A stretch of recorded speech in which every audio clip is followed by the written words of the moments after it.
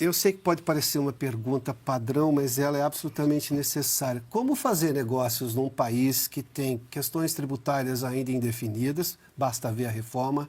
Eu tenho um governo com sangue arrecadatório, com problemas fiscais que estão evidentes. Eu não tenho grandes soluções no governo e, obviamente, que isso afeta a decisão do setor corporativo. Veja só que nós somos um dos países que mais recorrem à justiça para reclamar de problemas porque regras estão mal colocadas ou foram mal explicadas. Como é investir num país, como é atuar num país como o Brasil e, claro, no caso de vocês, explicar isso ao acionista que é do exterior e não entende bem a cultura do país, o que é natural? Sem dúvida. Bom,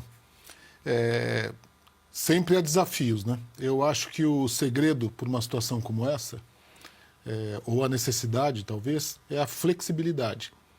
Quer dizer, eu acho que os empresários brasileiros, no geral, são reconhecidos lá fora como tendo uma capacidade de adaptar os rumos com uma velocidade que você não vê em outros lugares, por conta, lá atrás, de planos econômicos, de hiperinflação e tudo, e agora por conta de cada semana ter uma novidade, né? Então, hoje mesmo, novidades de novos tributos, provavelmente até sobre o setor financeiro. Então, isso faz com que você organize a sua companhia para poder mudar de rumo na medida do necessário. Claro que dificulta. Dificulta porque muitas vezes planos de longo prazo têm que ser revistos.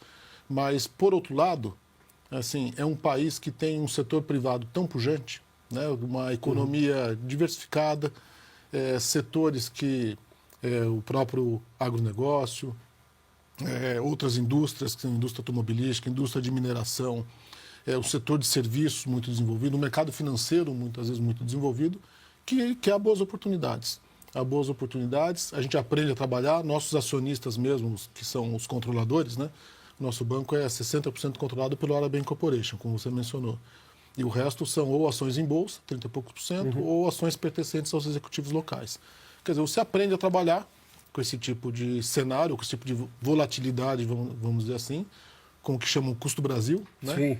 E é possível crescer e é possível prosperar.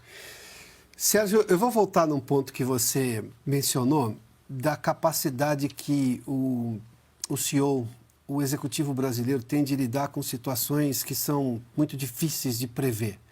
Você mencionou na época da hiperinflação. Eu ouvi isso de presidentes de multinacionais aqui no Brasil, que eles diziam o seguinte, que todo executivo que vinha para filial aqui no Brasil vinha para ser testado e aprender. Se ele passasse pelo teste do Brasil com hiperinflação, resolver problemas de preço, como é que eu resolvo com uma cadeia produtiva, uma cadeia, obviamente, de suprimento que muda o preço, e ele também tem que mudar na ponta, enfim. Se ele passasse por aquilo, qualquer lugar do mundo seria apenas uma adaptação cultural da vida particular dele, não para fazer negócio, porque não seria tão difícil. Você está me relatando agora que essa situação, de alguma maneira, perdura, não por hiperinflação, felizmente, porque nós conseguimos resolver, mas por outras condições. Comparado ao mundo, fazer negócio no Brasil ainda é muito complicado e demanda esse talento desse executivo? Olha, eu acho que hoje em dia, infelizmente, cada parte do mundo tem suas dificuldades, né?